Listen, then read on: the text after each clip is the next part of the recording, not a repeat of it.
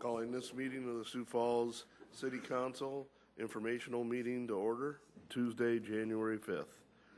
First item on our agenda today will be update of the Land Use Committee meeting, Tuesday, December 15th. We have Mr. Kiley. Oh, I'm sorry. I'm just getting... Not a problem. We had Mr. Jeff Schmidt that presented on regional nodes, and then the big item of the discussion was boulevards or the parking strip, and we heard from the public, and then we also heard from city staff, and we had general discussion, and we're continuing to work for resolution in that area, and that will be a topic of discussion again at our upcoming land use committee later this month. Thank you. Any questions for Councilor Kiley? Seeing none, we'll move to the City Council open discussion. Is there any items for open discussion? Councilor Erickson. Thank you. I just wanted to just give a quick brief update. Councilor Karski, myself, our staff Jim David, as well as City Attorney Keith Allenstein and Jamie Palmer went to Pier a couple weeks ago for a brief meeting with Department of Revenue. I know Dean is going to make a couple comments as well, but I think it's so important to just highlight the relationship, the working relationship between the city and the Department of Revenue. We had some concerns and questions, and they brought every high up person in the room, and it was awesome to have access to them and get some questions answered, as well as kind of get a game plan. And so I'll let Dean talk about that, as Dean kind of brought me into that topic. But the relationship, I think, is so important to highlight, just as we got to sit down with Secretary Gerlach and, really made the trip to build those relationships and have those working relationships, especially as we move forward to session and being able to communicate some of the things that are important to us here in Sioux Falls. Thank you, Councilor Erickson. We had a very interesting meeting with Secretary Gerlach and Norm Lingle. There were probably half a dozen attorneys and licensing people around the room. As most of you are aware, there has been some issues in Sioux Falls with permissive smoking going on in video lottery establishments. We were concerned about the state's position on it, and they reassured us. In fact, they gave us a copy of a letter they sent out to the people that they know are basically passively permitting smoking within their establishments, telling them to knock it off. They were very supportive of the position of the City Council, where we would be looking at, on license renewals, any smoking infractions that are being permitted within the establishment as a consideration for non-renewal of the malt beverage license. The businesses that have been doing this have said, well, we got your letter, we don't agree with you, but we will comply. So just as a reminder to us here and to the public, smoking was voted by the public of the state of South Dakota, by the voters, not to have smoking in public buildings. And the concern of the State Department of Revenue and the Video Lottery, or the Lottery Commission, is, first of all, it does not paint them in a pretty light if this is going on. And second of all, it's, if you permit it passively in one location, is that eroding what could happen in the future? And, if one business allows it, or it's allowed in one place, then you're starting to allow it in more and more. Where does it's better to stop it than it is to allow it to start, and that was the will of the voters of the state of South Dakota, and we're going to do what we can from at least mine and Councilor Erickson's visits from a city council perspective to make sure that vote is upheld. Any questions for Councilor Erickson or Councilor Karski? I do have one. Was there any discussion about clarification of the applications for one-day liquor licenses? Mostly from the perspective of who can get them, and the state law is pretty specific as far as it has to be a civic, nonprofit. There's a list of about 5 or 6. I didn't commit it to memory that these places can have a one-day liquor license, and we are within compliance in Sioux Falls on how we're doing it. We did clarify that with them, that what we have been doing is allowable. Okay, thank you. There was one more thing that we discussed up there too. Most of you might have seen the news yesterday. General Motors actually gave a transportation network company $500 million as an investment in Lyft, is the name of the company. We do have one little hitch in our giddy up, I guess, with TNCs and our laws. Our ordinance in Sioux Falls, I think, is a good one. The state of South Dakota does have a little fix that they're going to have to do on licensing of vehicles and requiring of commercial plates on TNC vehicles. So working with the state legislator and a few others, and in fact, Secretary Gerlach said that, the state is going to have to, his comment, I believe, was to the effect, paraphrasing here, but we're going to have to come into the next generation or into what's happening in the economy. So I think we'll hopefully have cooperation from them to allow that to happen. Thank you. Moving forward, we'll start with our first presentation of the day, Center for New Americans by Tim Juergens, Director and State Refugee Coordinator.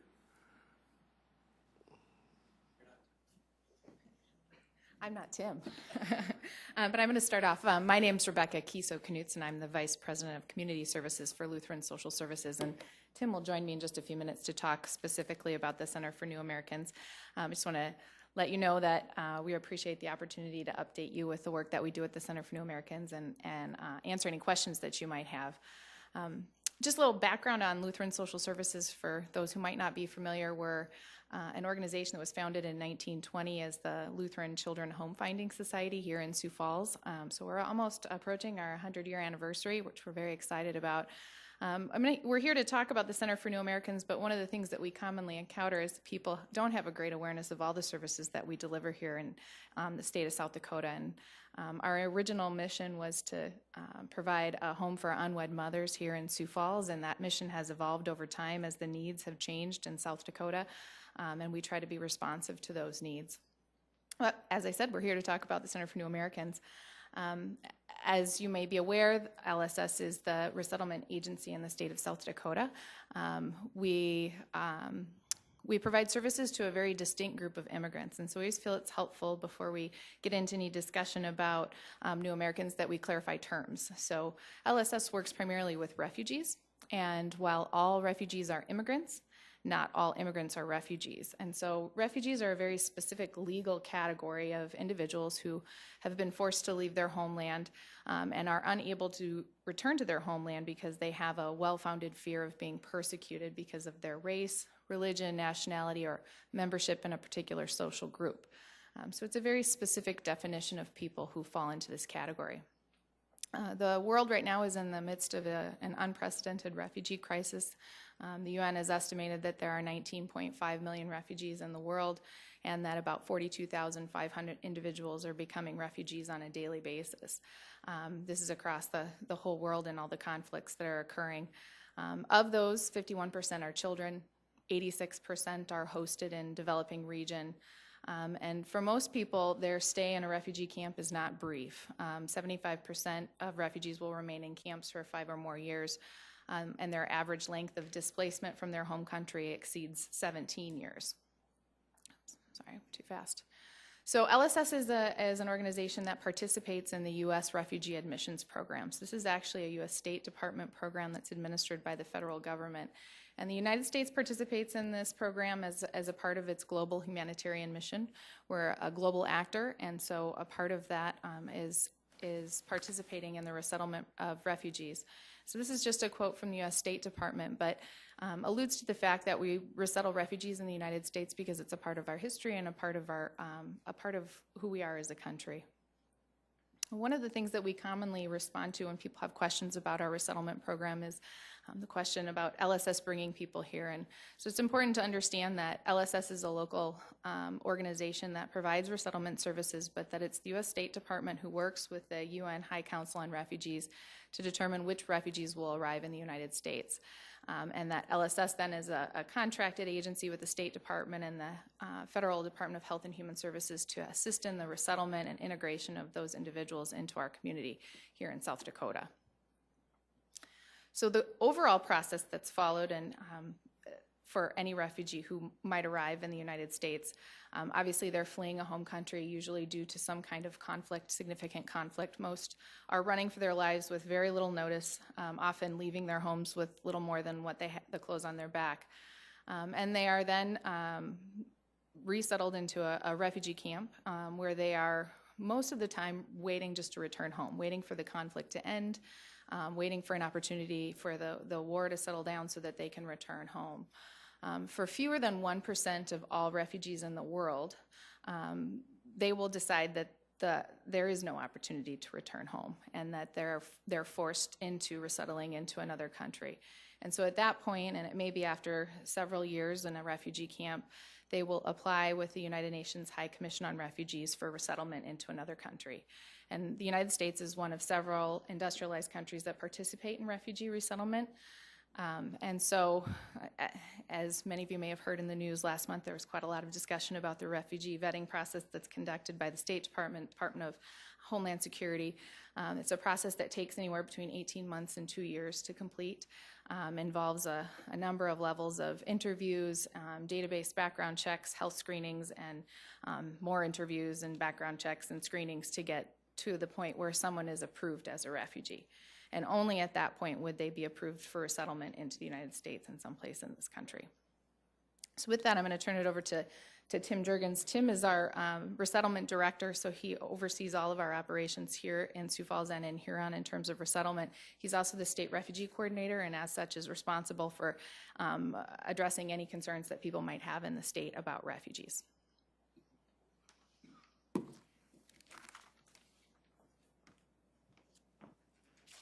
Thanks for having us. The first thing I'm going to talk about is, you can see this, the LSS role here as we begin.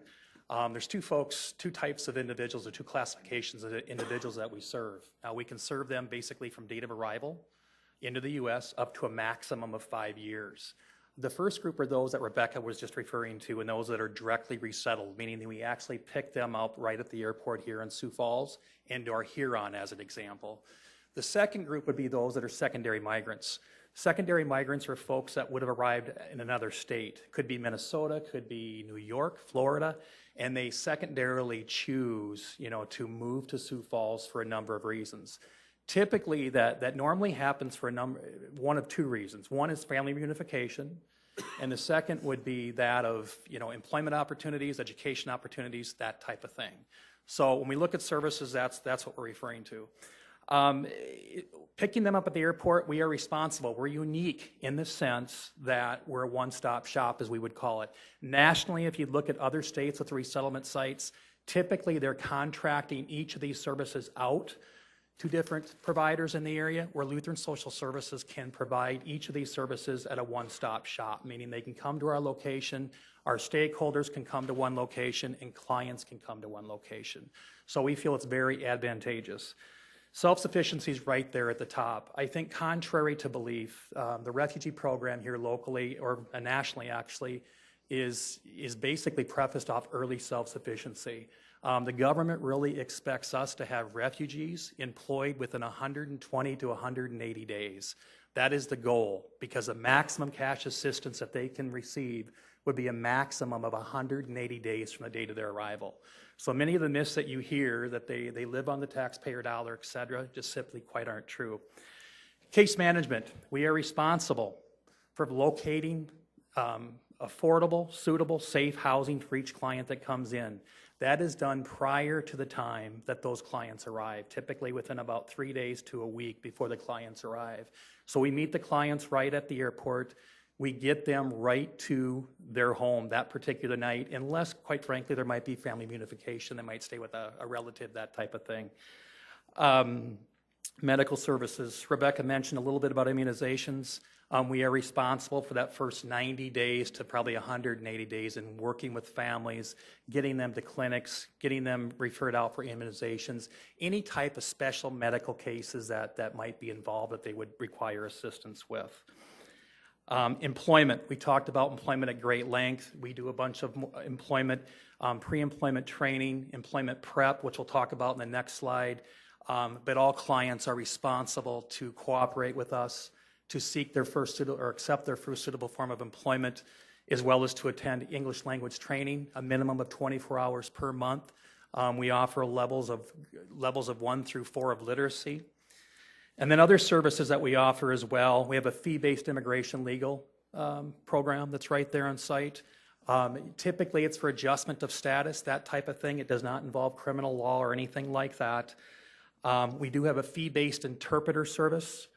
That's a 24-hour, 7-day-a-week program that works with the community to allow for culturally appropriate services.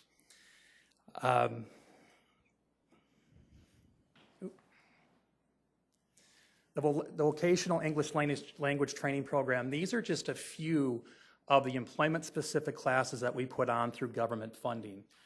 These at times are available to both refugees and immigrants alike.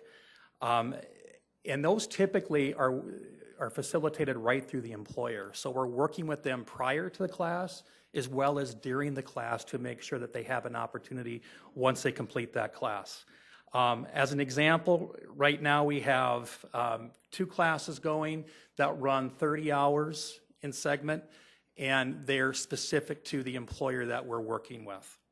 As far as ESL is concerned, we have 30 classes that run on a monthly basis typically. At any one point in time, you could come and find immigrants and or refugees, 140 at a time each hour, that are divided up into classes of their particular skill set that they're working to increase their skill.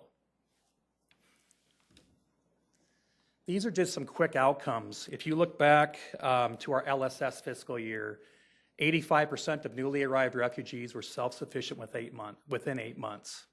When you think about the challenge and barrier for clients that arrive with nothing on their back but basically a bag and probably some clothes, I think that feat is pretty incredible. The additional 15% would be folks that would be either part of self-sufficient families already and or that are dealing with some kind of special medical issue and may in fact qualify for some type of disability. Average starting wage is $9.79 per hour. 70% of those individuals had immediate access to health benefits following their employment. And then 78% of those for job retention maintain their jobs exceeding 90 days. Just to give you some local facts, we all know workforce development's a huge topic right now. In the last fiscal year, we placed 273 full-time positions in Sioux Falls and 56 in Huron. 220 apartment home rentals that's immediately accessible to local landlords and to the economy here. And then in cash assistance that I mentioned earlier, that's available for the first 8 months. We divvied out, or the government divvied out, $525,000 in cash assistance to local providers and or vendors. Some of the myths we talked about a little bit. All refugees, not immigrants, all refugees are work eligible upon arrival. And typically that takes around 45 days from date of arrival to become work eligible, just simply waiting for the Social Security card. No matter how many stations we listen to, LSS simply does not provide vehicles for refugees. Our clients are typically, they rely on public transportation typically for about 8 months to a year and a half following their arrival. That's the length of time that it takes for them to successfully pass that test. Cash assistance, this is just simply based off a case of one individual that's arriving into the country. That amount of money is $437 as we currently stand tonight. That's what one case is allowed per month, assuming that they can in fact they do in fact cooperate and work towards the goals that we have. LSS does not make money on what we do. It pays for staffing, but there's no profit margin for any type of service that we offered on behalf of refugees. And then lastly, but not least, refugees pay taxes, obviously, just like any of us would as citizens of the community. So with that, we're certainly open to questions if you should have any.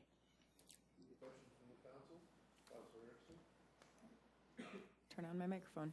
I'm just curious, we hear a lot about affordable housing and the lack of affordable housing. Can you speak to your challenges that you face with affordable housing, with finding, suitable, safe housing that can fit the refugees that do come? It's becoming more challenging, certainly. We basically, for our singles, we're virtually, as you can see from the cash assistance that we have allowable to them, we're looking at typically doubling them up into shared occupancy. Cases of anywhere between one individual up to about 4. It's very, very tight. We're paying typically between $500 and $650 there. And then for cases that require 3 to 4 bedrooms, we're typically in that $700 range up to a $1,200 range. So it really depends on the specific situation when the clients in fact arrive. But it is difficult, it is challenging. We find that most of our clients, once they're self-sufficient by the government standard, that they in fact do not qualify or on a list that's very lengthy for them to get any kind of subsidy, typically, if that helps. Councilor Offenbach? Thank you. Thanks so much for coming and presenting to us as well. We've learned about other agencies that have similar roles to yours, and it's important for us to, as the City Council, to understand what it is that you're about. So I appreciate that, and I appreciate too that you opened up the Center for New Americans to tours for City Council members. I was one of those that did that, and I appreciated that time. The thing that I came away with, and you said it just a little bit ago, was that idea of how much time refugees spend in refugee camps before and then such a small percentage of them actually come to the United States and actually maybe end up in Sioux Falls. It just opened my eyes to the problems that those folks, those challenges that they have, and so I just appreciate what you're doing. My question then is, how does your work weave in with other organizations, other nonprofits in Sioux Falls, and can you describe that a little bit, and then can you talk about kind of your future just a bit? Certainly. Yes, we work very closely with each of the stakeholders. We do have a refugee advisory group now that we participate on a monthly basis. That consists of the state of South Dakota, Sioux Falls School District, Sioux Falls Police Department, Falls Community Health, and those are all individuals or stakeholders here that we work with on a daily basis. Some of them, very few of those, quite frankly, are we working with on a monthly basis. It's really, quite frankly, a daily basis. If we have stakeholders that are struggling with a client that we may be able to assist with, we're very quick to collaborate with one another and to brainstorm on ways that we may be able to, work together, that type of thing. So as far as the future, are you referring to the capital campaign? Is that what you're referring to? That is continuing. We're in the early stages of that. As you may have heard, we have an agreement with Killian, and we're working towards that now, and our capital campaign will break out here shortly. So, good. Thank you. Councilor Jameson. Thank you. Tim, you certainly do have a challenging job. I can only appreciate it. I don't know what success is or failure is. You kind of went through some of the outcomes, but just help me get some parameters around the scope of resettlement. Like how many individuals are we talking about per year? That come locally? Right. Yeah, 420.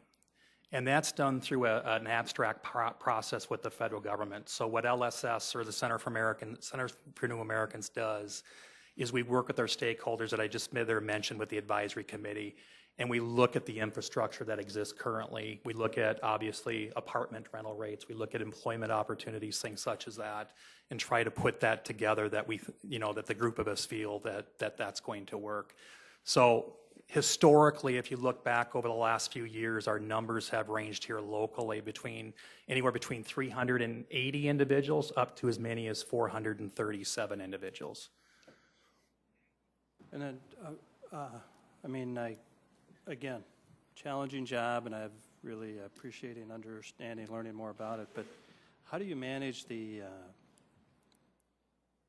effects of potentially concentrating individuals in a certain part of town or in an apartment complex or someplace and wind up in a situation where you've created kind of Well, it's quite honestly, frankly, it's difficult to avoid just simply based off the rental rates that we have. We've been asked that question before. We're certainly open to trying to explore other options that may exist, but right now when you look at the assistance that's available, coupled with the piece of public transportation and the limits of that, we're somewhat limited to, right now you'd look at I would call it central or near the Premier Center, east side of town, obviously, that's no secret on the 6th Street area. We're there as well as in some areas around the Sanford Hospital Complex. So that's really based off rental, rates that are affordable, that are also safe, but also involving public transportation that does provide some limits to us. And then just lastly, if I could, one of the connections I think somebody made was the workforce development. Sure.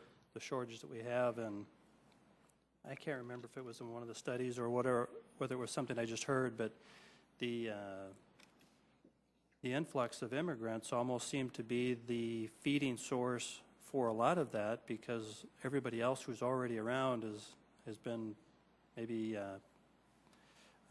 decided they didn't want that. So it's those immigrants who are coming in who are our potential new workforce. Right. And that education process of speaking English seems to be, I would think, one of the fundamental stepping stones to getting into that. Is that kind of how you see it? It is. We work, again, with both refugees and immigrants, but we are working with immigrants in our ESL classes as well as refugees. I would agree with you when that goes part into our capital campaign. If we go back about 1.5 years, 2 years ago approximately, we were at a church over on 1609 West 11th, and we had access to only 4 classrooms with a couple of satellite locations that we utilized then due to the shortage. And that's one of the reasons for our move downtown here is now we have 7 classrooms on site to really facilitate and support that need that you're discussing now. So there's no doubt about that's the wave of the future. We have many employers that contact us daily with fear of just not being fully staffed. And can we help them or assist them to do anything about it? And that's not just locally. That's in the South, throughout the state of South Dakota, quite frankly, as you all well know. But that's the request that we're getting. Thank you. Councilor Karski. Thank you for the presentation, Tim. You mentioned 2 different classes, basically, of immigrants. One, the ones you pick up at the airport, and the other, the secondary that are maybe Sure. moving here from somewhere else. Curious on the secondary, as a percentage of the total, what are they? The number-wise, percentage-wise, it's about 50%, a little bit less than 50%. You got about half the people that are already in the country, and they're requesting to come to Sioux Falls for some. Well, they don't family. request. Well, you're talking about secondary migrants again? Secondary migrants just simply show up at our doorstep. I mean, that's one piece that's worth mentioning to each of you. For those that come in secondarily to Sioux Falls, that resided in a previous state, it's really up to them if they choose to pursue our services. And we can't make them do that, nor would we even know necessarily if they're in our community.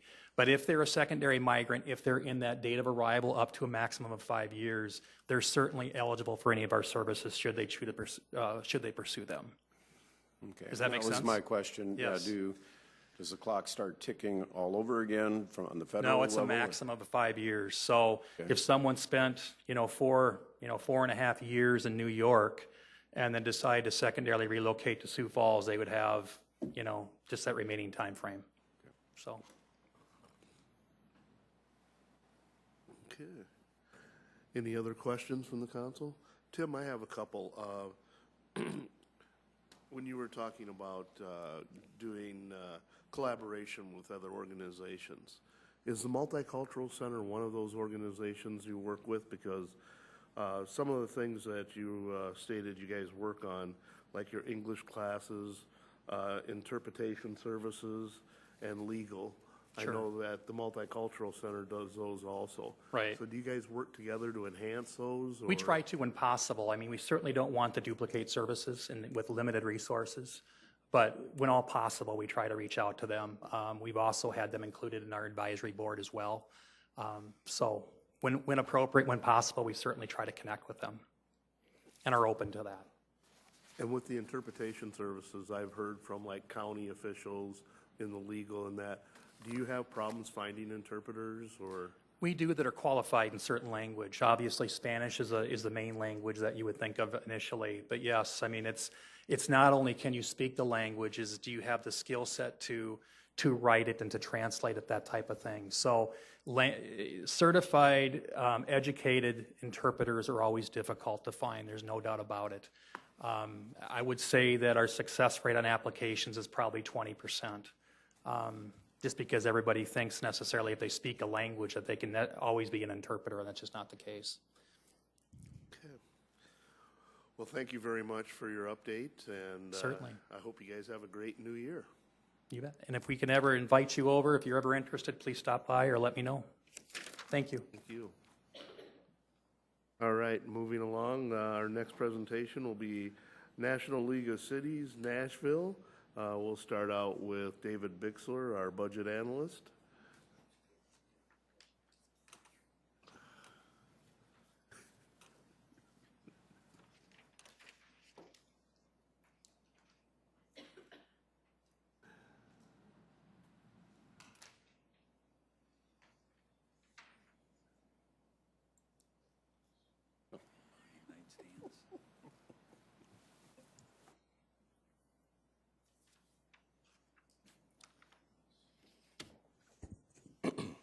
Good afternoon, David Bixler, Budget Analyst for the City Council.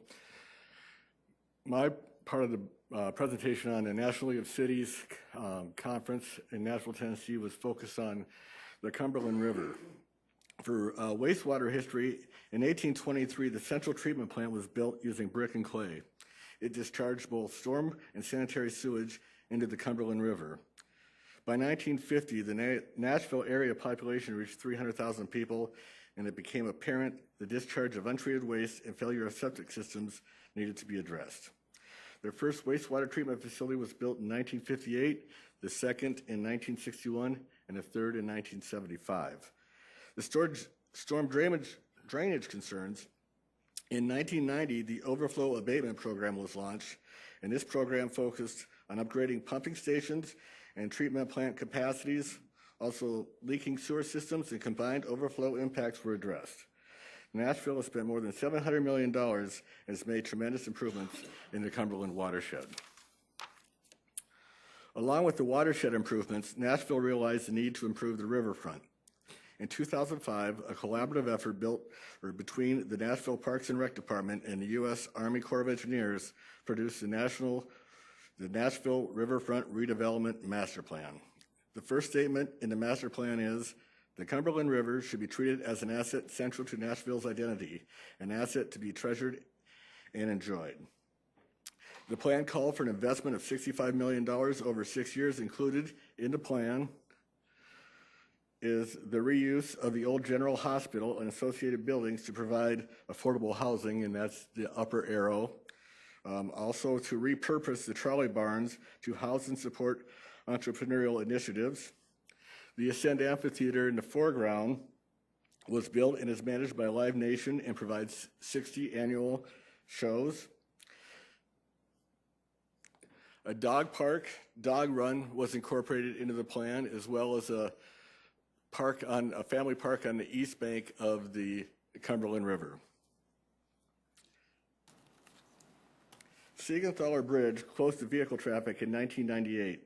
The Tennessee DOT invested $15 million and the bridge was converted into a walking biking bridge. The bridge provides pedestrian access from downtown Nashville to the Nissan Stadium, home of the Tennessee Titans, and the park system on the eastern bank of the Cumberland River. On the west bank, a terraced area adjacent to downtown Nashville allows for barges to be moored as a stage for entertainment.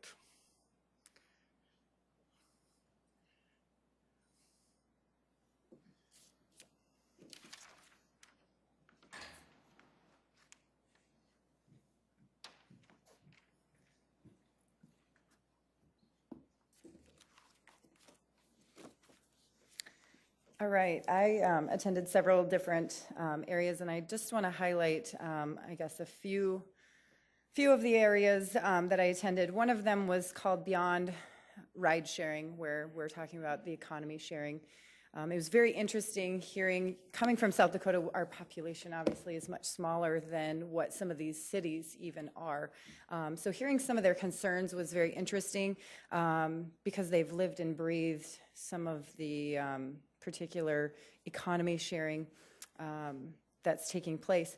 A couple of the areas that they highlighted, that it wasn't just about Uber, but it was about a couple different options that virtually your kitchen becomes a part of economy sharing. So if you're really great at making a particular type of pastry, you're then able to market this and use somebody else's kitchen to do this. And it's all done through the platform, is what they called it.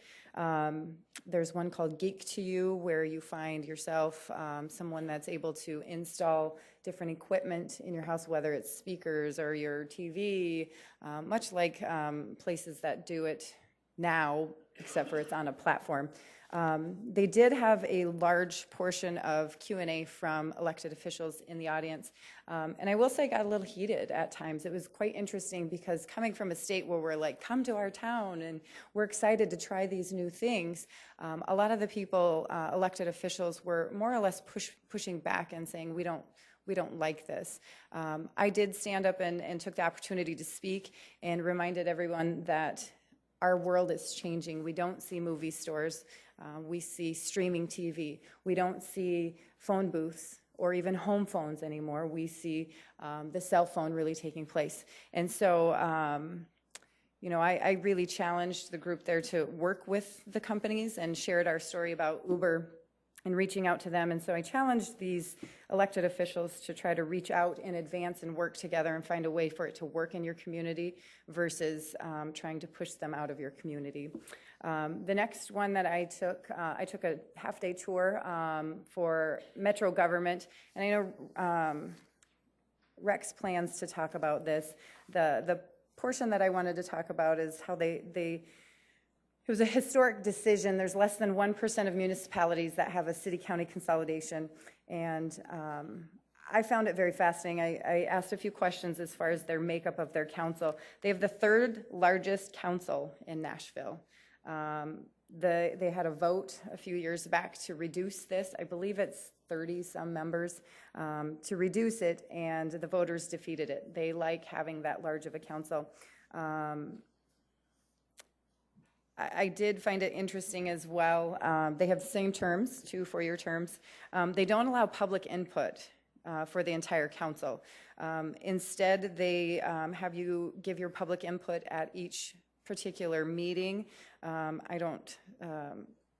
not quite sure why they do that.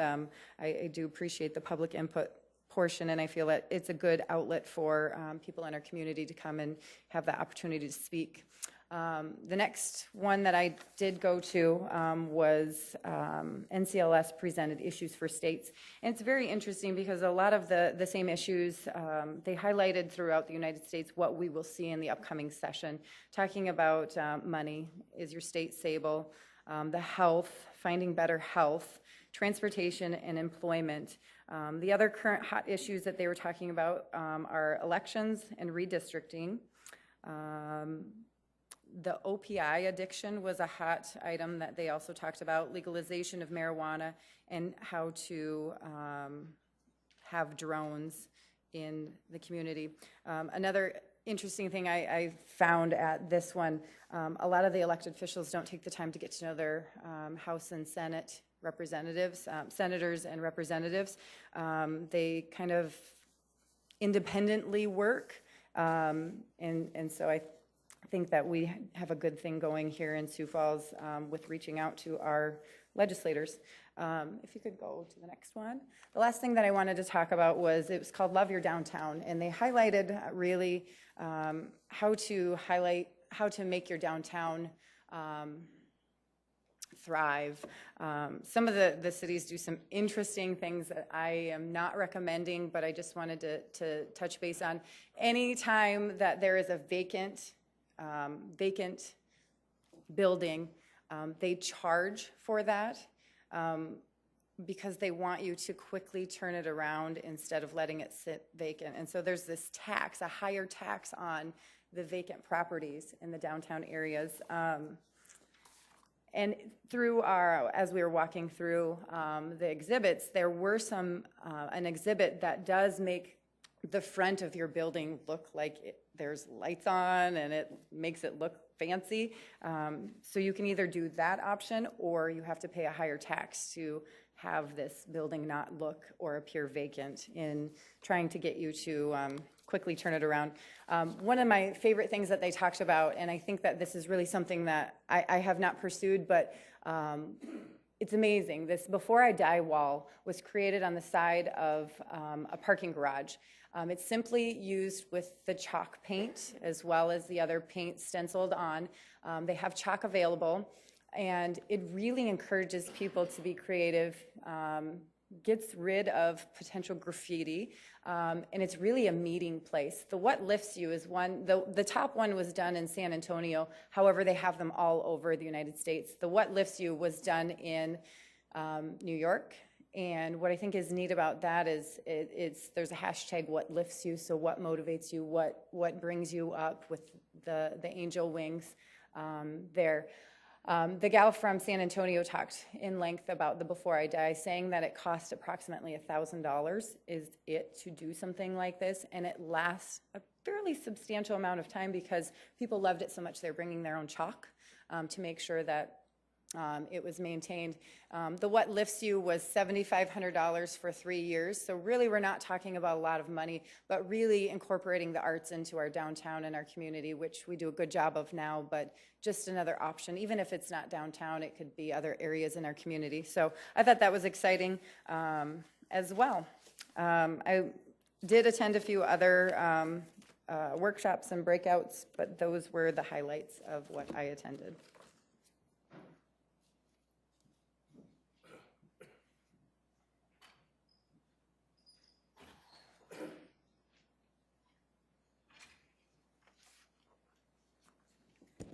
First of all, I want to thank the citizens and the city councilors for allowing me the opportunity to attend the National League of Cities conference in Nashville. It was the third conference I attended. I think it was by far the best one.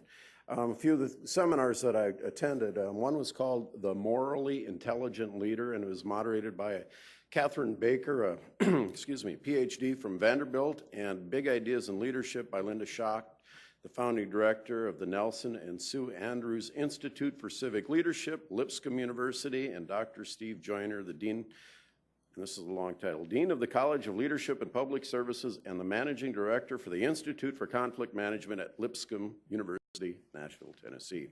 From the Morally Intelligent Leader, I brought each of you, and it was handed out, a self-assessment exercise that I encourage you to complete on your own to evaluate where you can work to become a more collaborative leader. Be honest with your answers. You're not sharing that with anybody, but just kind of a self-help type of thing.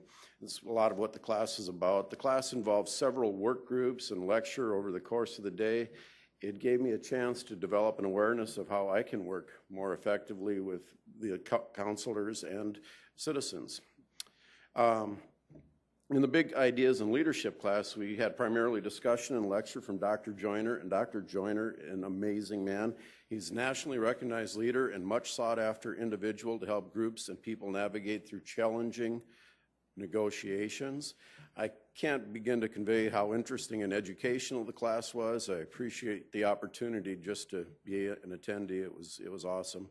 One takeaway that we discussed for some time is motivation versus ability. And I think this is relative to our first presentation today with our immigrant population. We need to address the ability of people and groups versus trying to motivate them. Your quote I took away, you are better off to foster ability instead of trying to motivate those that don't have desire. Don't motivate people to a goal that they just simply don't have the ability to attain. I have notes from these classes. If you're interested, I can share them with you. Just reach out to me and I can do that. I also attended a couple of seminars that were shorter but also very interesting. One was a financing sustainable water, and I got absolutely nothing out of it. It's somebody more geared to somebody in maybe finance or water management, but just to give you an idea of the scope of the things that go on there. An interesting seminar with, I thought, a Sioux Falls connection was supporting your community's families through re-entry initiatives. With our state pen and regional jail, I can see the connection for Sioux Falls to explore and would encourage the city and local employers to ban the box. And what is the box? The box is the question, have you ever been convicted of a crime?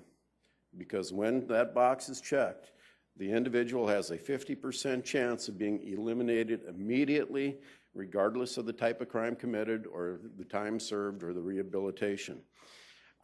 Orlando, Florida, as an example, they require contractors that compete to bids to perform work for the city to not have the box. In the U.S., 1 in 33 people are under some form of penal control or supervision, and 1 in 4 have a criminal record. Amazing numbers.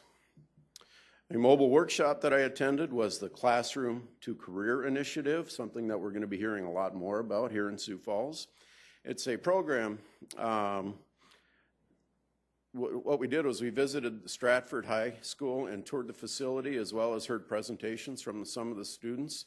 It's similar to our CTE Academy, except for it focuses solely on STEM programs, science, technology, engineering, and math for 9th to 12th graders. And I was amazed when they said they're going to take it all the way down to the 5th grade. They're going to start working with kids to help them identify careers in those fields of study all the way down to 5th grade.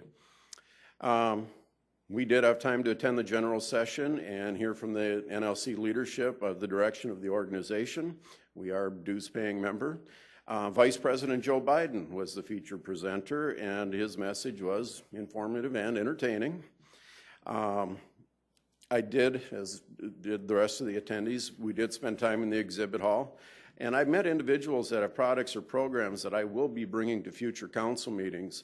One of them is from Home Serve USA, and it's a company with a product that I feel we could benefit our city residents, our homeowners in our town. And I'm meeting with Mark Cotter and one of his representatives. They're going to, Home Serve is going to have an individual coming to Sioux Falls at the end of January. And we're going to see if we can make that product work for our city. So I thought it was a very worthwhile conference, and I totally enjoyed it, and I might or might not have won an award while I was there, just so you know that. So thank you again. Thank you, councilors. And Mr. Bixler, any questions from the other councilors? Okay, seeing none, we will move to our final presentation of the day, Falls Park West Development and Levitt Agreement. We'll start with Mr. Don Kearney, Director of Parks and Recreations. Good afternoon, council members. Again, Don Kearney with Parks and Recreation. Well, we're pretty thrilled to be here tonight with several representatives that have been involved in trying to make the Levitt concert series a reality. And one of the things about tonight is a three-party agreement between the local Friends of Levitt Shell here in Sioux Falls, the National Levitt Foundation, and the City of Sioux Falls. We have some special guests here tonight. We have Sharon Yazowski from the National Levitt Foundation. Sharon traveled in from the West Coast with us, so appreciate her being here. And certainly plan to have her address the council towards the end of this presentation. But also want to recognize Tom Dempster. Tom is the chair of the local Levitt Sioux Falls organization that has really helped to spearhead this project. And then also just would like to recognize city staff, Karen Leonard from the city attorney's office, Mike Patton from our Parks and Rec office, and Tracy Turback and his team being actively involved in putting this proposed three-party agreement together. I would like to start out a little bit. Some of you are somewhat familiar with Levitt, I think, at some level, but for the viewing public, I think Sharon's provision of the mission and the vision for the Levitt Pavilions on a national level is good to share, and I thought I'd just read that for the benefit of the community.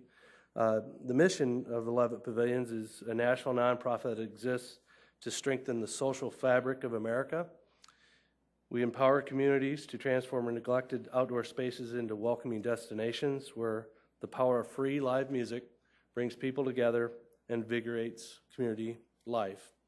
The vision of Levitt Pavilions is an America filled with thriving public places and creating community and human connections that extend into daily life. The other thing I think that's been very helpful to us and really captures what Levitt Pavilions is all about is a video that Sharon and the national organization provide to communities to better understand what Levitt Pavilions are all about. It's about a 5 or 6 minute video, but I think it's probably one of the most informative and really educational pieces that we could share with the council and the community. We'd like to share that video and then move into the balance of the presentation. So with that, we'd like to share that video.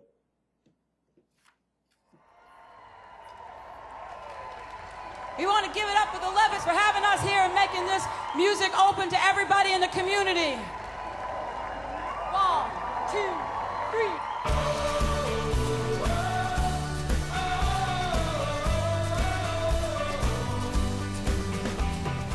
What Levitt is about is taking underutilized public spaces and turning them into welcoming destinations, creating community through music.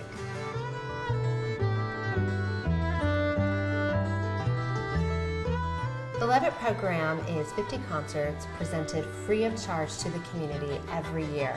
Anyone can come here and be in this beautiful setting and share in the music. Oh, the quality music has been wonderful, from Irish Celtic music to jazz. Best thing is that it's a cultural mix of music, cultural mix of people. It's like a living room for the entire city. You get such a cross section of people that just come out because it's free. It's free!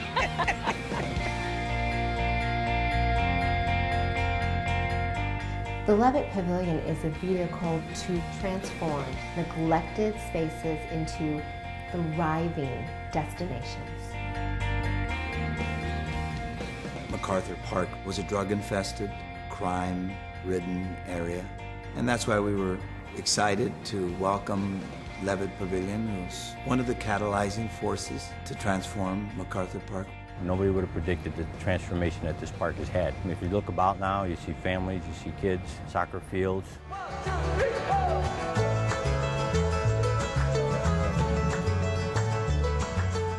We've taken what was once a great liability for the city, a shuttered brownfield site, and now turned it into a tremendous asset and a source of potential for the city going forward. Well, I tell you, I would never imagine I'd be sitting in front of a blast furnace on the grass listening to music. Never in my lifetime. The Levitt Pavilion here in Westport, the original Levitt Pavilion, is one of the longest running free outdoor summer festivals in the nation. Westport wouldn't be Westport without the Levitt Pavilion. In the beginning, we started with a lot of passion and a lot of goodwill. Today, it's a very smart business model.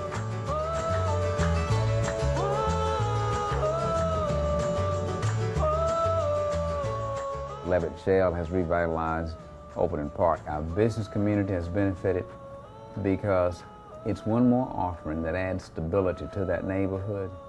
This area of Overton Park used to be pretty run down. The shell had been sitting here unused for many years, and now when you look at it, it's hard to believe that that was ever the case. I really don't think that the shell comes back in Memphis without the involvement of the National Levitt. It was really a triangle, the National Levitt Pavilions, the City of Memphis, and then the Friends of the Levitt Shell. Every Levitt Pavilion has a local Friends of Levitt Pavilion nonprofit that works in partnership with the city and works in partnership with the National Levitt organization to produce the local programs.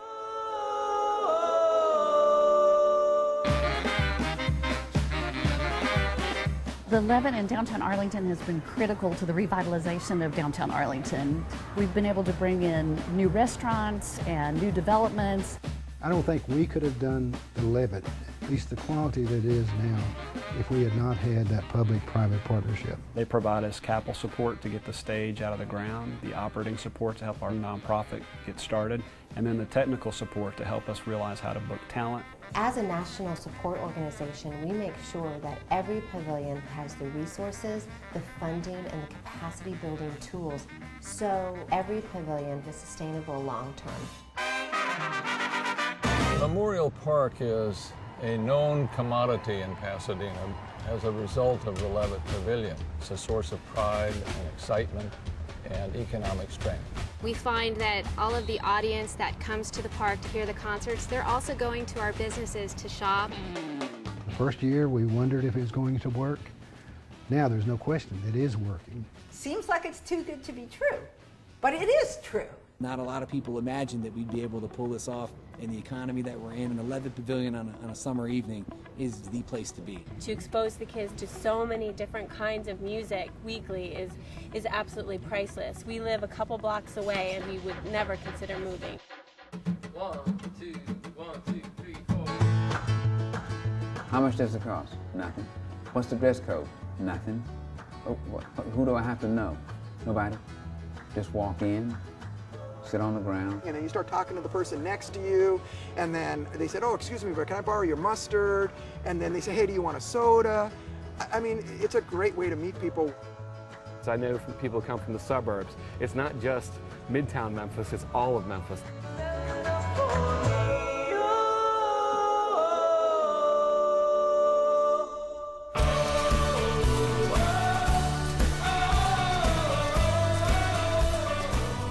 Transform an underused space, make it a music destination, invite everyone to participate and watch what happens.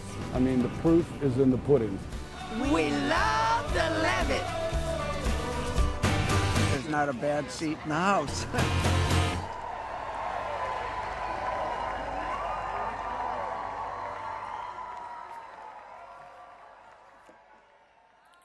Well, thanks for indulging us on that video. I think it does a lot to say what Levitt can do for communities across the country and hopefully what it can do here in Sioux Falls. I also wanted to share a little bit of some of the locations that Levitt venues are currently existing in the United States, but also would draw your attention to the bottom three. Denver, Colorado is scheduled for 2017. Houston is scheduled for 2018. And subject to your approval, Sioux Falls is slated to start in 2019 with a performance series. So we're really excited to be in great company of those other cities. And so now I'd like to talk a little bit about some of the conditions of the agreement, what the roles and responsibilities of all the parties are. Again, it is a three-party agreement. It really follows the Levitt model where the local Friends of Levitt are involved, city government is involved, and the National Levitt Organization is really helping to provide the guidance and the technical expertise to make it all happen. We are proposing a 50-year term, which should also be tied to a naming rights for the shell itself during that same time frame. And then we also do have a name being proposed, which is Levitt Shell Sioux Falls. So one of the things that, as we worked with the local Levitt organization, the National Levitt organization, was what is the minimum level of requirement to meet all the requirements of Levitt National to be able to pull off this event and be able to have this Levitt concert series come to Sioux Falls. One of the things that we do have in place now is our Falls Park West Master Plan. So we said, what can we take out of that master plan to have the lawn space, to have the public gathering space, to have the shell itself, to meet all the Levitt requirements, and also actually be able to start a concert series. And so we developed a project cost and a program of development of about $4.1 million for the first phase of Falls Park West. And that first phase would meet all the minimum requirements of Levitt or exceed those. And in order to fund that, Levitt National and the local Friends of Levitt have agreed to come up with $1.6 million in funding of that total $4.1 million. And then the City of Sioux Falls, as you know, through our capital program, we do have $2.5 million in funding to put towards the 4.1 as well. The other thing I would share with you is that one of the things that's recommended is that the local Friends of Levitt own and maintain and operate the theatrical sound and lighting equipment. It's just felt like, and history has proved in the other venues across the country, that that's the best way for it to be set up. And I would share with you that in addition to the $1.6 million that Levitt has agreed to provide to the city for the capital improvements, they've also agreed to fund the theatrical sound and lighting equipment. And then they would also be responsible for, set up the sound techs and all the other things that need to go into setting up professional performance. So what are Friends of Levitt's responsibilities here in Sioux Falls? One of their obligations would be to provide us with 80 dates that they would like to reserve to be able to offer the 50 free concert series dates. Obviously that's 30 more dates than the actual concert series, but obviously there's going to be some time in advance or in potentially after those 50 dates where they would need to be able to reserve the shell for setup, takedown, those types of things. The other thing is that they would be responsible for providing and funding the annual performance series of those 50 free concerts. So basically the whole production of the events themselves would be the responsibility of the local Levitt organization. They would be required to provide a broad array of music genres, and that the 50 free concerts would have to happen between the May 1st and October 31st. Furthermore, they would have to be family friendly and age appropriate. And one really important thing that I think is really a unique part about what Levitt brings to the table is that all the performance have to be of a professional status.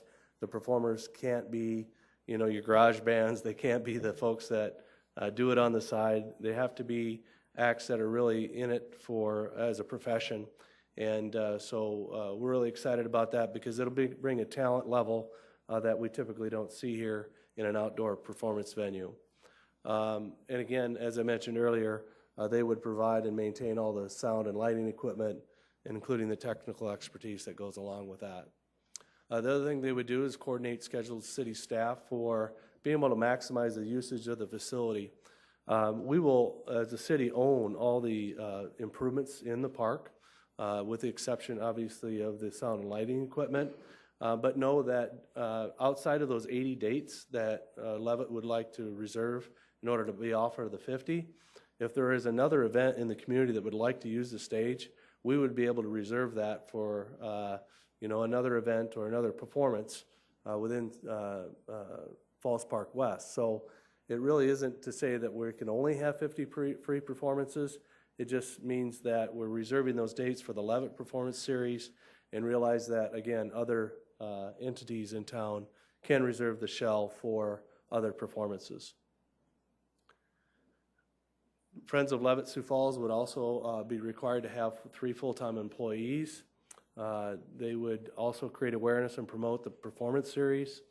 They would be responsible per the agreement to provide internet, telephone, Wi-Fi, email service, those things that would be necessary to be able to pull off the 50 free concerts. They would have to develop and implement safety policies. They would also engage in all security and public safety personnel needed for the Levitt events. The City of Sioux Falls, our roles and responsibilities include maintaining the facilities once they're constructed. Again, they'll become assets of the city, much like all the other capital improvements in our community, but again, excluding the sound and light equipment. We would maintain all the grounds. Obviously, we're maintaining the grounds now. We're helping to support other events there currently, like Hot Harley Nights, German Fest, Irish Fest, some of the other events there. But we would continue to maintain the grounds. We'd also provide public restrooms as part of that $4.1 million capital program. As one of the requirements of Levitt, typically we're not going to allow the general public to mix with the performers. They would have their own separate restroom facility within the pavilion itself. This would be a separate restroom facility to serve the park and the use that it would get. Again, we would provide the janitorial services for those buildings and then provide the basic utilities that you see there. And so the National Levitt Foundation, their role would really be to provide capacity building support and technical assistance in all aspects of nonprofit management. They would provide best practices in areas such as operations, fundraising, community outreach, artist relations. They would provide streamlined support and cost-saving resources to the network of Levitt venues. What we're finding is that the Levitt National Organization does provide a lot of efficiencies by working with the other Levitt venues across the country. They'd also provide, obviously, a national brand recognition to be leveraged locally for fundraising and programming, and their ongoing funding contribution for the operations of the Levitt Concert Series.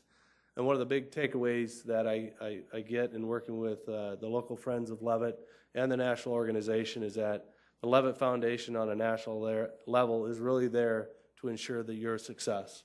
They're going to be advisors to us. They're going to really be a great support organization for the local Levitt organization to really make sure that everything goes well, and it's a very successful concert series. So now I'd like to turn it over to Tracy to talk a little bit about the capital and the operating dollars that Levitt would bring, as well as the naming rights. Tracy? Thank you, Don. Tracy Turback with the Finance Office. This is really one of the more unique projects I think I've ever been involved with, and certainly if you're not excited by the project already, I think you will be by the time it's up and running here in a couple of years. But Don mentioned the funding contribution from the National Levitt Foundation.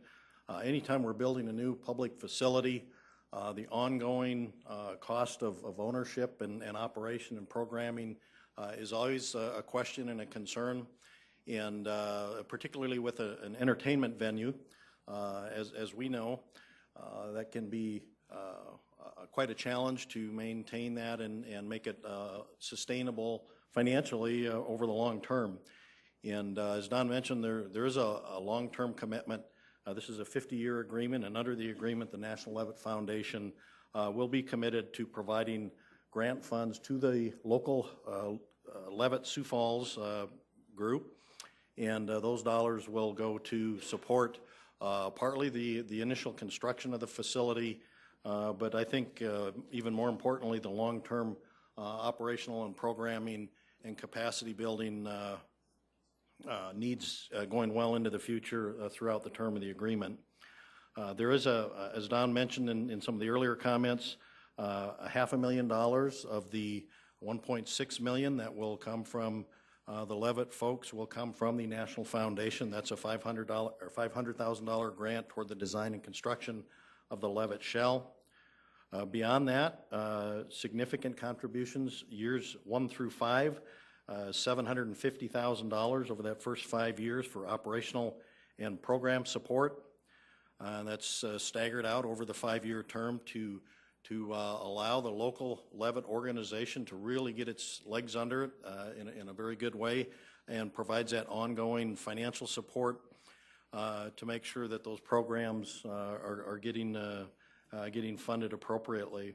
In addition, through year 1 through 5, there's an additional $250,000 called for in the agreement, $50,000 a year to assist the local Levitt organization in building their capacity as a Levitt support group. Beyond year 5, then for the next 45 years of the agreement, years 6 through 50, there's an additional $4.5 million that will be provided by the National Levitt Foundation. $100,000 a year will be contributed for operational and program support. For that same 45-year period, then the National Foundation will provide $2.25 million or $50,000 a year for capacity building grants to the local Sioux Falls Levitt group as well. So significant, very meaningful, ongoing financial support to as Don said, to really stand up the local organization and really do everything they can from a financial perspective to make it a success. So that translates to total contributions over the 50-year term of the agreement of $8.25 million. That's from the national organization. The local group, of course, will be doing fundraising and generating dollars in their own right. So that $8,250,000 is coming from the National Foundation. Again, $500,000 upfront and $7.75 million ongoing financial support over the 50-year term of the agreement. So very exciting project, but also I think in a lot of ways very gratifying to see that long-term financial commitment. That's something that we don't always see on the front end of a project. again, particularly with an entertainment venue, to establish that on the front end is very, very significant. Don also mentioned that part of this agreement and part of what you'll be asked to approve in February is goes to the naming of the facility. The official name would be the Levitt Shell of Sioux Falls, and that would remain a commitment of the city to maintain that name for the 50-year term of the agreement. As you know, we've got a process established in city ordinance that reviews and approves those. Ultimately, that will come to the council. In this case, because it's a parks facility, the park board serves as the naming committee, so later this month they'll be reviewing that and making their recommendation. And as I just recapped from a financial perspective, the Levitt Foundation, the National Foundation, is making a significant contribution to the city, and of course the local Sioux Falls Levitt organization is also making a long-term commitment to maintain that programming and support for the facility once it opens. The benefits, of course, from the Levitt perspective, the benefits that the community will receive from the Levitt name really reflect the mission and the vision that Don reviewed early on in the presentation, celebrating culture in our community, strengthening the neighborhood identity, creating that welcoming destination for people from all walks of life across Sioux Falls, and as you could see from the video, really following up on a successful track record that they've had in a number of other communities across the country, and that list I'm sure will grow. And of course, from my perspective as finance director, that long-term investment, long-term sustainability from a financial perspective is very, very important. So with that, I will turn it back to Don, and he can wrap things up. Thank you, Tracy. Did also want to just kind of highlight what we believe we'll need to do as far as the $4.1 million investment in Falls Park West as part of that first phase. Obviously, first and foremost is the performance venue. There are requirements through Levitt that has to be certain square footage. There needs to be certain number of rooms and availability to really accommodate those professional acts. There has to be a certain amount of festival grounds and event lawn, so there's ample seating to be able to take in the venues. Obviously, accessible walkways, the public restrooms I mentioned earlier. We believe we will incorporate some additional parking into the Falls West plan, and then obviously some lighting and landscaping to also really make it a beautiful place to take in a concert over those 50 performances. To wrap up, before I turn it over to Sharon for her remarks, I did want to share with you that we obviously are here today to start out the timeline of educating and communicating the proposed agreement. As Tracy mentioned, we are going to the Park Board on January 19th, and then that same evening we will be before you to set the hearing date on September 2nd. You should also know, and Tracy referred to it, is that the local Levitt organization has done some heavy lifting and will continue to do heavy lifting during the term of this agreement to really get the performance series underway, to get it funded, to get it supported. And as many of you probably already know as well, they have been selected for the Chamber Appeals slot in 2016 and 17. We do have money in 2016 that we can start design this year, and it potentially could carry over into 17. We would plan to start to break ground in the spring of 2018 and open for the first performance in the summer of 2019, depending on weather goes, depending on how frost comes out of the ground or any other final preparations in the summer of 2019. So that could be May, June, or July, depending on our winters around here. So really excited about this project. It's been a lot of work on everybody's part, all three parties, and now I think it'd be appropriate for us to hear from Sharon Yazowski, from the Executive Director of the National Levitt Foundation. Sharon?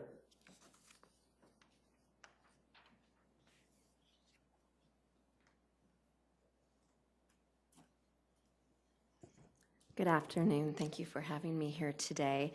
I think Don and Tracy did a really great job in dissecting the Levitt partnership and the structure of our program. So what I'll speak to is why Levitt, or why Sioux Falls, why have a Levitt venue here in this community. If you look at our portfolio of cities, we have some major metropolitan areas and other cities that really fall in the 1 million population range.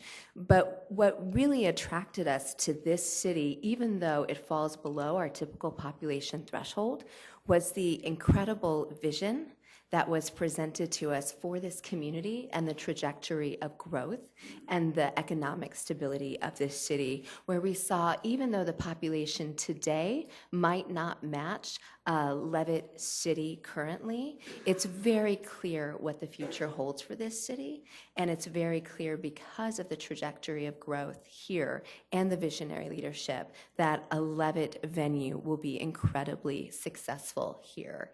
And we are a committed partner long-term, as outlined in the presentation, both through funding as well as through continued in-kind resources to ensure that each Friends of Levitt organization has the resources, the support, the consultation, and the technical expertise to be an effective and efficient nonprofit on the ground. So we're committed long-term in funding as well as a long-term partner to provide the necessary support so your Levitt program will be successful. But the most important reason to have a Levitt Pavilion is, yes, there will be economic drive from the foot traffic coming to the concerts night after night during the concert season. But most importantly, it's for the social impact, the community building. And what we saw with Sioux Falls when these conversations started a number of years ago was the expansion of diversity for this city, and how there are more and more communities coming to Sioux Falls because of the growth trajectory and the economic stability and the opportunity that is here. But as you saw in the video, the Levitt is a place for the entire community to come together, for people of diverse backgrounds of all ages to come and have a shared experience. And we saw with Sioux Falls that above anything else, besides all the other benefits that have been outlined today, is that Sioux Falls will really be conducive to the mission of Levitt, which is building community through music. And we know that that is going to be realized beautifully here in your city. So we're your partner, but at the end of the day, this is a community-driven project. It's community-supported. We provide the framework, but it's realized here, and there is an impressive group, one of the most impressive groups that we've seen across the country in terms of really thinking through how to develop this program, how to take the necessary steps to make sure it's beginning on solid footing. So we're here to support you again, and the visionary leadership is what's going to make it a beautiful reality, and your support and the city's support is a key ingredient. So thank you again for your consideration of this project, and any questions that you have about the Levitt program, what the National Foundation brings to the table, and the impact of the other pavilions across the country, I'm here to answer your questions. All right, thank you very much. Questions from the council, comments? Councilor Jameson? Excuse me, on the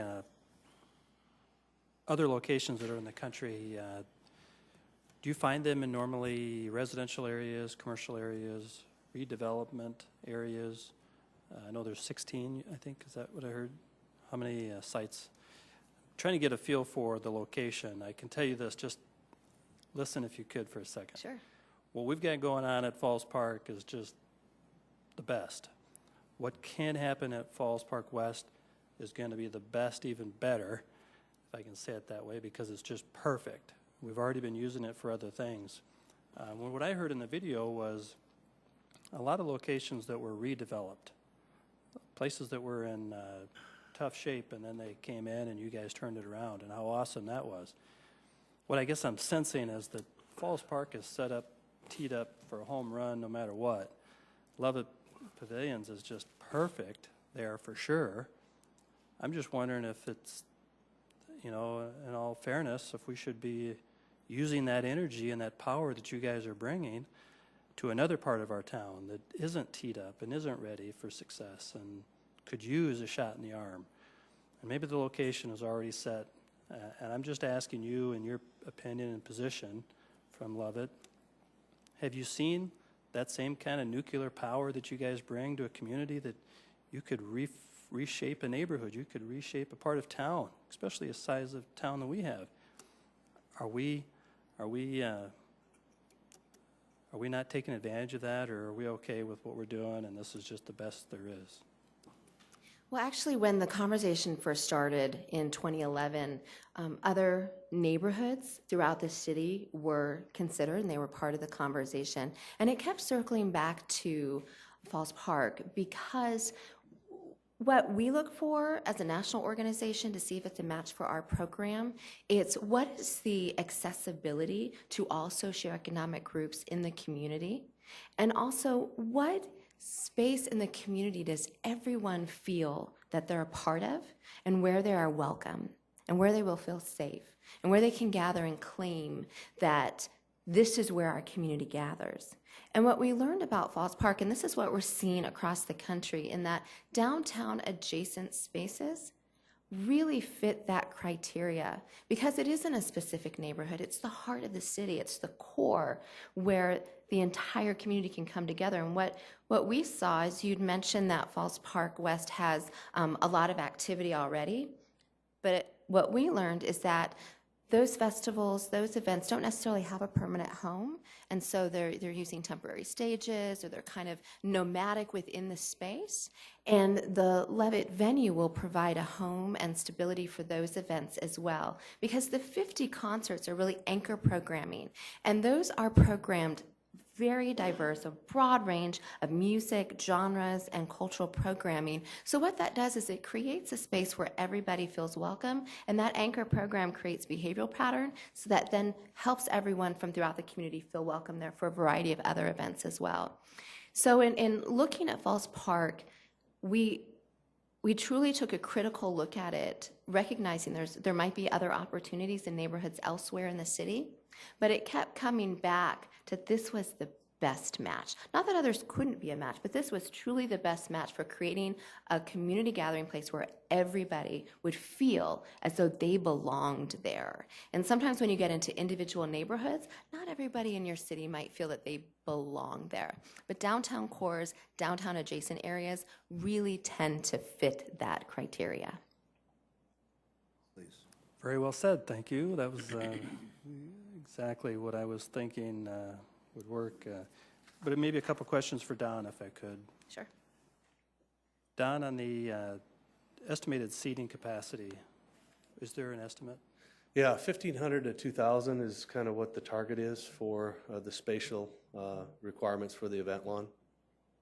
And then where would you, I know you'd mentioned that you would be looking at additional parking, or have you any preliminary ideas on that? Yeah, we've looked at some potentially diagonal parking along Phillips Avenue, so that you would actually, as you're going down Phillips Avenue towards Falls Park, we anticipate that we might be able to do some diagonal parking like there is on the other side near the apartments that are on the west side of Phillips Avenue.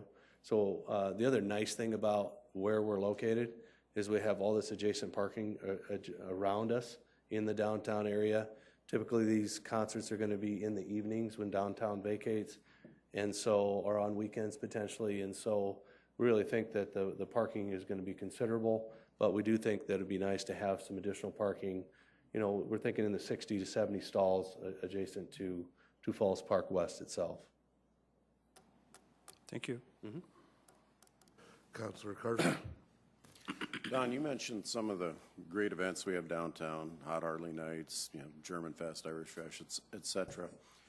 How do you see, between the Friends of Levitt and the Parks Department coordinating, I mean, we don't want to be bumping some of our best supporters and what made our downtown great. How do you see that coordination working? Can you talk about that? Yeah, I think that's something that we realized right from the beginning, that we already had some stakeholders that were in Falls Park West using it as an event space. The other thing I would share with you is that we also met with the adjacent property owners, Sioux Steel, Lloyd Properties, downtown Sioux Falls, anybody that might be impacted by events down there on a regular basis. And I wasn't in the meetings directly, but I know Tom and Jennifer from the local Levitt organization, and it's probably a great opportunity for them to address how they're working to collaborate with those other event organizers that use that space. So if Tom wouldn't mind coming up, that'd be great.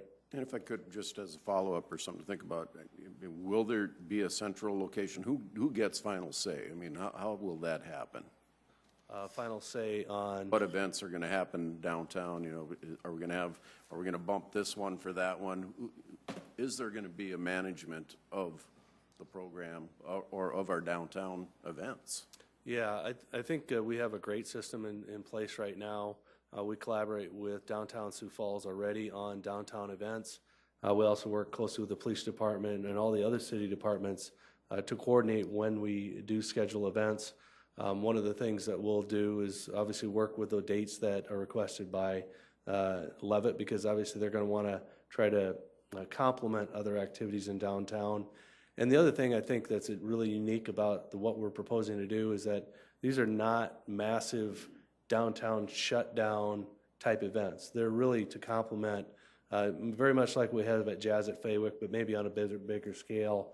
You know, other events that we have in downtown on kind of like a nightly basis, movies in the park, that kind of thing. But yeah, we definitely would want to coordinate that and be conscious of that. But certainly, if Tom's here, I'd like to have him address those other questions. Thank you. Happy for your questions. Well, just mostly on how do you see that coordination of efforts between your group and the city and all these things working? I mean, what kind of discussions have you had, or that type of thing? Can I answer your question with maybe some final remarks? Please. If I have a responsibility here this afternoon, it's probably twofold. And one of those responsibilities is to say thank you. The other one of those responsibilities is to ask for your vote, I think, on February 2nd for this contract that we're discussing. It's impossible when I hear your conversations about going to Nashville, or it's impossible when I hear your conversations about going to Pierre, or it's impossible for me when I see some of you spending the night out at the Bishop Dudley house. It's impossible for me not to come to the realization once again that this work that you do as elected officials for the City of Sioux Falls is not something that you do, it's something that you are.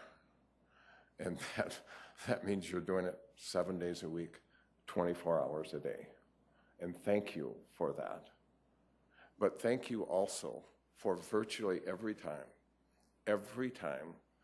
that Jennifer and other board members and I have come to you and updated you and said, here's what we're working on, here's what we're doing.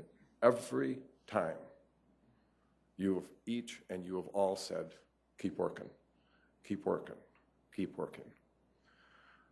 So I want to thank you for that. I also want to thank Don Kearney, and I want to thank Mike, and I want to thank Karen for all of the incredible, and Councilor Karski, this is a specific answer to your question, and Tracy, for the incredible work that you all have done in every step of the way, saying, well, maybe this isn't the right answer, maybe this is the right answer, maybe this isn't the right answer. And Don and his staff have especially said, we have vested holders in Falls Park West. We have this event, we have this event, we have this event. Some of our first calls were calls to Larry Toll at the pavilion, saying how can we work and how can we cooperate together. Some of our first calls were to Rob Joyce at Sioux Falls Jazz and Blues, of saying how can we work and how can we work together. And as Sharon mentioned, I mean, that's one of the things when we had our first conversation with you, I think Sharon sensed that this is a community that really comes together, and this is a community that really works together for the betterment of everybody. So thanks to the City Council, thanks to Don and his crew at the Parks Board and your staff. thanks for an incredible Levitt Sioux Falls. This is a group of people that has just said over and over again, I mean, we've tested ourselves and we said, can we do this? Can we do this? Because it's a significant amount of work in terms of financial contributions and all of that. And the answer, and we have taken votes on this, not once, but twice. And the votes have always come back, go, go. But the final thank you, too, is to Sharon Yazowski.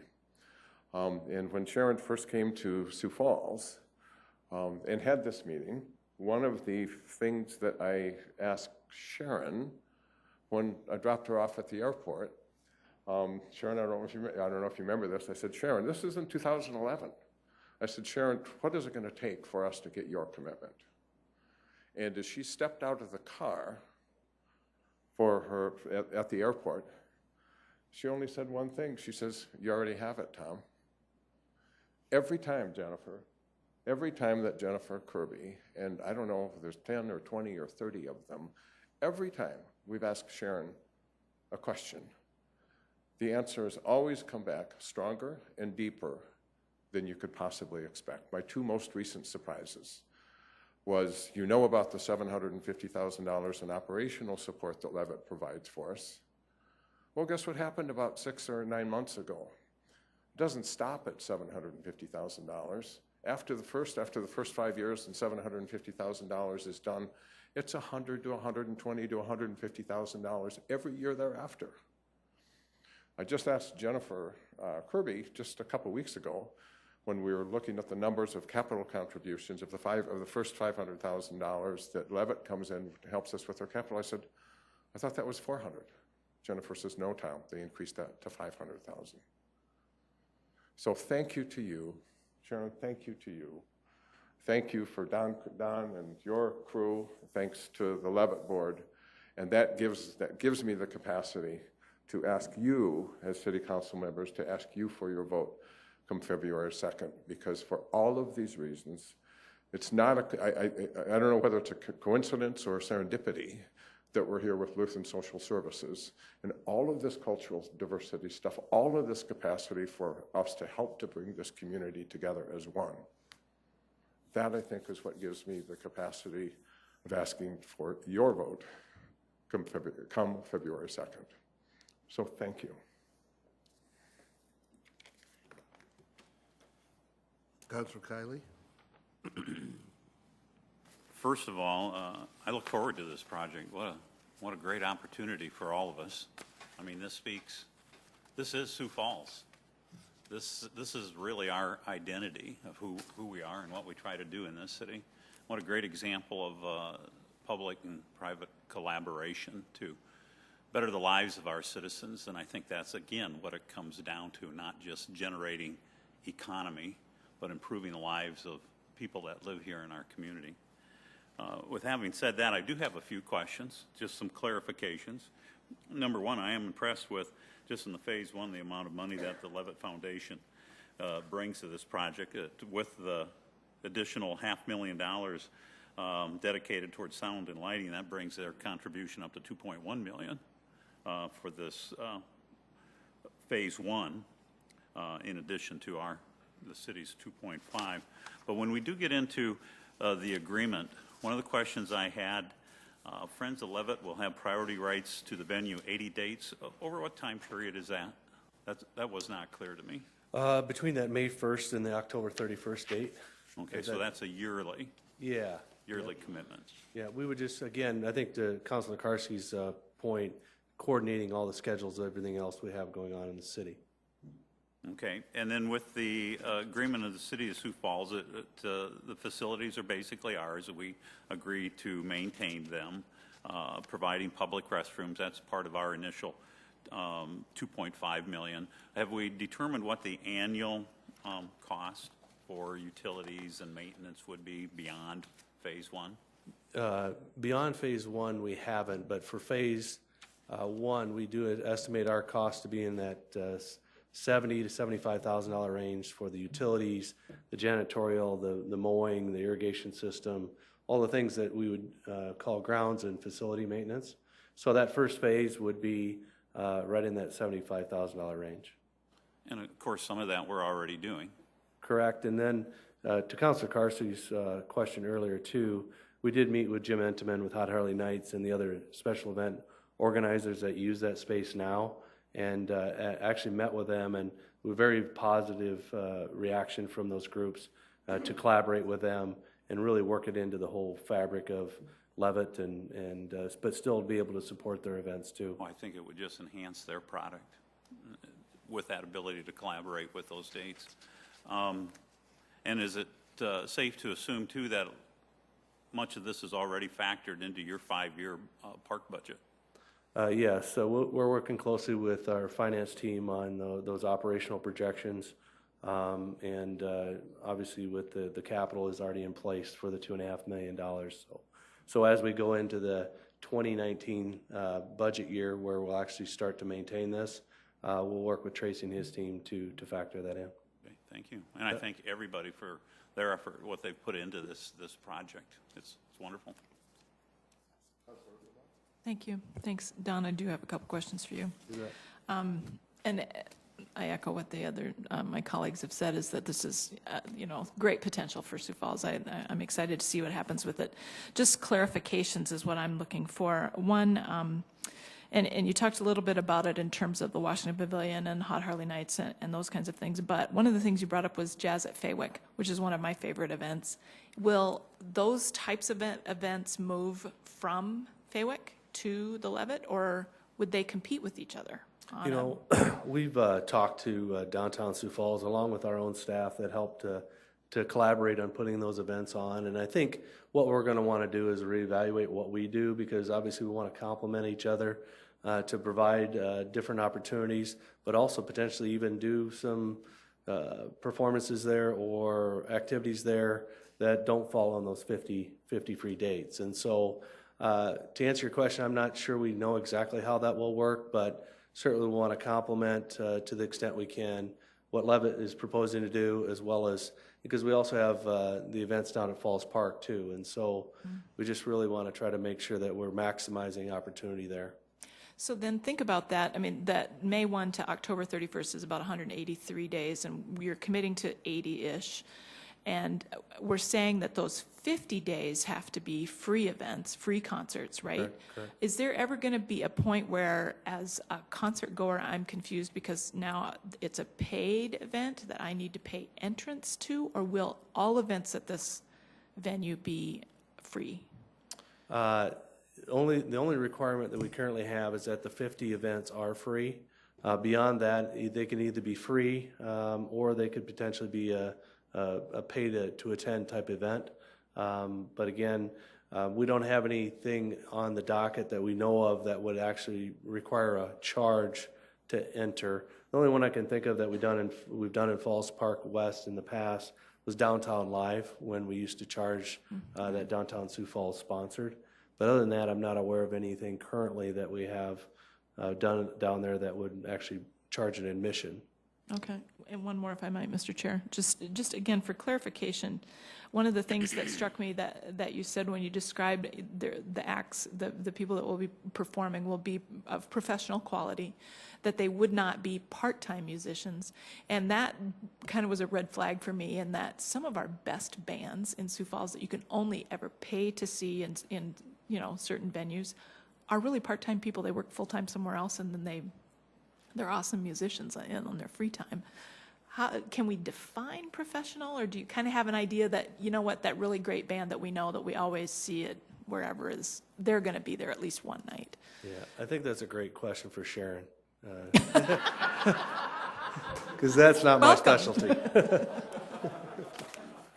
Define professional. Sure. So I'll speak to that, and this isn't it's not a black and white definition. Certainly, when you're talking about high caliber musicians, there's a lot of gray in there. So how we define professional is that someone, a group, an artist or band that consistently presents and produces their own original music, so not necessarily a tribute band, but someone who is actually a creator of music, tours and is paid for their event, produces CDs, might have representation.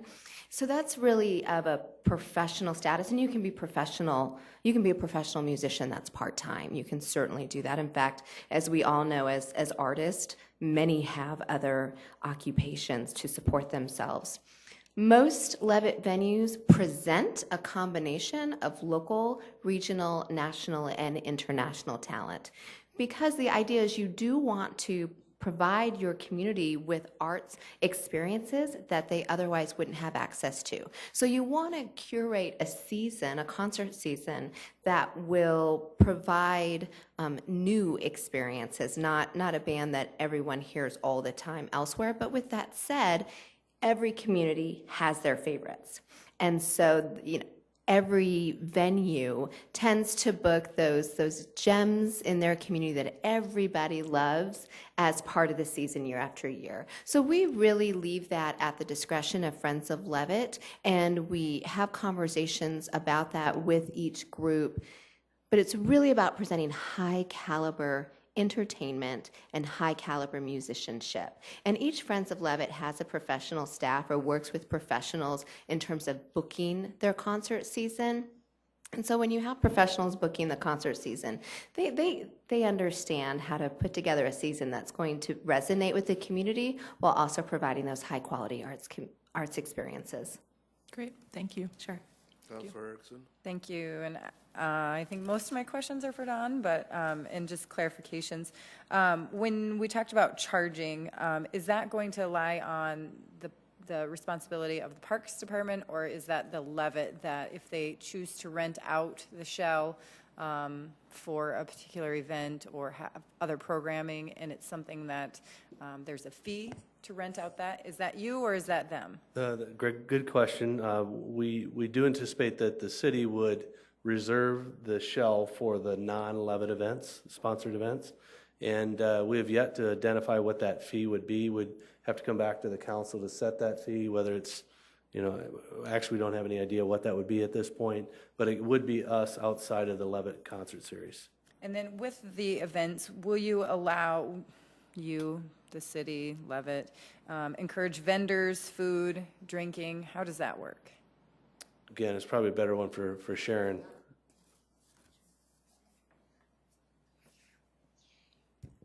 So we highly recommend that there be food and beverage vendors on site at each Levitt venue, because that provides for a better experience for the concert goer. How that is managed really varies from city to city based on your park ordinances, your park regulations. In some cities, alcohol is not permitted at the concerts because alcohol is not permitted in public parks.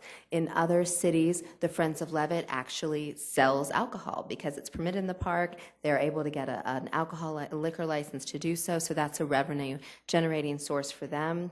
In other cities, the Friends of Levitt will actually contract food and beverage vendors. So it really is up to that local Friends of Levitt and the city to decide what's best in terms of activating the space with food and beverage vendors. One thing that's important to note, and this is from our best practices, is that audience members cannot be prohibited from bringing in their own food and drink to the concerts, because that is not inclusive, and we're all about inclusivity, and for some families, having to buy food on site would be cost prohibitive. So that's the only best practice that we require in terms of food and beverage vendors, but how that happens, the nuts and bolts of that is up to the Friends of Levitt and the city. Okay, thank you very much. And then the area that this is in, Don, we know that the soil is certainly not in healthy condition everywhere along that area. Right. Can you speak to the soil? What are we looking at for that area? Is it contaminated, or do we have anything to worry about, or is there extra work that's going to need to be done for that particular site? Yeah, with the reclamation of that particular site, it is a Brownsfield site. A portion of the property does have a clay cap on it. But that is why the area that we're proposing is just immediately north of our existing headquarters parking lot. That soil does not have a clay cap on it. We have done soil borings in that immediate area, but as you get further back into, or further to the north, that is where the clay cap starts, and so that's very well mapped, and so the physical construction of the shell itself, we're planning to put on the good soil, and then as we move back, we'll have less intensive development, so to speak, so it protects the integrity of the clay cap that's there. So yeah, that's our plan, and that's the means to our madness, so to speak. Perfect. Thank you for answering. You bet. Councilor Jamison. Don, 2 quick questions. The Park Board meets January 19th, and they're going to be discussing the naming rights, like who or if? What are they going to be discussing? The Parks and Recreation Board will be considering the agreement, and as part of that agreement, the agreement, as Karen's drafted it up in the ordinance, would also name the Levitt Pavilion as part of the condition of the agreement. And so their consideration and recommendation to the mayor and the city council will be to approve the agreement, and if it's approved as it's currently been drafted, it would include the name that we mentioned in the presentation. Does that answer your question? Which is Levitt. Yeah. Levitt, Shell, Sioux Falls. Yeah, Levitt, Shell, Sioux Falls. I was just making sure I didn't miss a sponsoring opportunity from somebody in the public. Anyway. Then the other is the preliminary drawing you did for the shell itself and the layout there. I know that's, I just want to make sure I understand the scope. That screening that's above it would be the stage, of course, but then that building to the right is where the performers would prepare restrooms, essentially, right? And yeah, this, just take it with a grain of salt with the concept plan that we have here. We've not yet designed the shell yet. Okay. It's more of a spatial awareness and a placement of where those facilities would go. The shell itself needs to have restrooms for the entertainers in it. It needs to be integral to the facility. It has to have the place for them to change, those types of things. But also the restroom location has not been cited yet. But we tried to provide the elements and the concept that you see on the screen, but realize that with all concept plans and master plans, the final design really drives where those facilities ultimately go. That's what I thought. All right, thank you. Councilor Karski. Thank you, Chair. We, as a council, see a lot of different contracts come before us, and it's not very often we see somebody from our city attorney's office represented. So I don't know if you were anticipating questions, but I'm sure this contract is probably fairly unique and extended. I was just curious if there's anything our city legal staff should be telling the council that we should be aware of. Was there anything unusual in how this came together, that type of thing? So just looking for your legal opinion. Thank you. Karen Leonard, Deputy City Attorney. I have been working on this. How this contract came about is Levitt National has contracts in place with other municipalities, and so they were kind enough to share their contracts, and we reviewed various other contracts from different municipalities and incorporated language from there. Yet at the same time, I also took a look at our city ordinances. Just for a point of clarification, the Parks Board serves as the naming committee under our ordinance when it comes to park property. So that's why the Park Board will be approving the name, because it depends on what kind of property, depends on what kind of board will see that name. So our Park and Rec Board does serve in that capacity. And we also looked at, I think it was raised on the alcohol issues and whatnot, that they have to comply with all applicable ordinances. Because this is a long-term agreement, I made sure to put in that are in effect at the time.